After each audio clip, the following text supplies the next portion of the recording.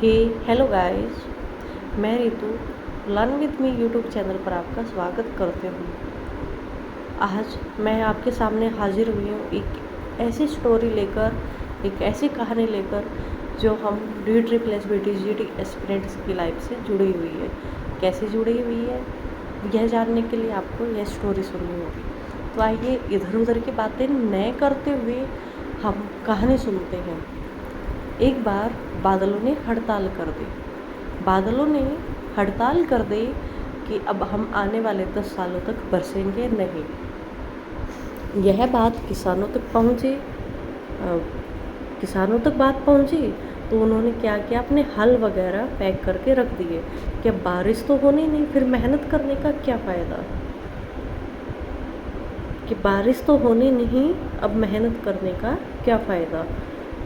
लेकिन उन्हीं किसानों के बीच में एक ऐसा किसान था जो रेगुलर वे से मेहनत कर रहा था। खेतों में जाता, हल चलाता, खेतों में जाता, हल चलाता, और उसने अपनी मेहनत करनी नहीं छोड़ी।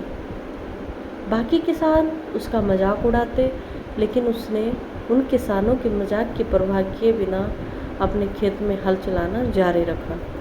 अब यह बात धीरे धीरे बादलों के पास पहुंचती है। बादल हैरान रह गए कि हम तो बरसेंगे नहीं, फिर ये किसान क्यों मेहनत कर रहा है। तो वो बादल किसान के पास पहुंचते हैं और किसान से पूछते हैं, क्यों भाई, अब हम आने वाले 10 सालों तक बारिश नहीं करेंगे, फिर तुम क्यों हल जोत रहे हो। अब हम आने वाले 10 सालों तक बारिश नहीं करेंगे, फिर तुम क्यों हल जोत रहे हो।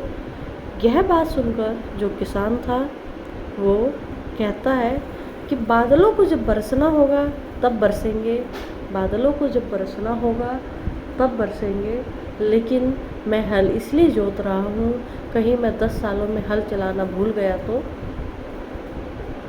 अभी उसकी ये बात सुनकर बादल घबरा गए कि अगर हम बारिश करना भूल गए तो, और घबरा कर उन्होंने बारिश कर दी। बारिश होने के बाद बाकी किसान हाथ मलते रह गए, और जिस किसान ने अपनी मेहनत जारी रखी थी उसके खेतों में बहुत ज़्यादा पैदावार हुई।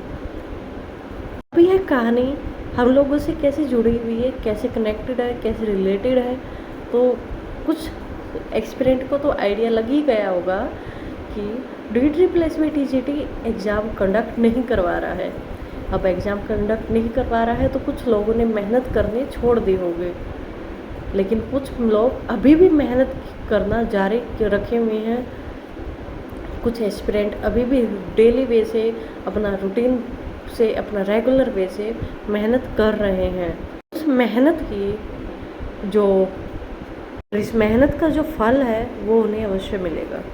तो आइए हम सभी भी उस बाकी किसानों की तरह न बनते हुए उस किसान की तरह बनते हैं जिसने अपनी मेहनत जारी रखी।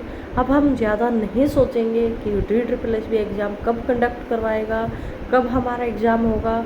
इन सब की परवाह किए बिना हम रेगुलर वे से अपनी जो स्टडी है वो कंटिन्यू रखेंगे, अपना हार्ड वर्क जारी रखेंगे, अपना 100% अपनी स्टडी को देंगे।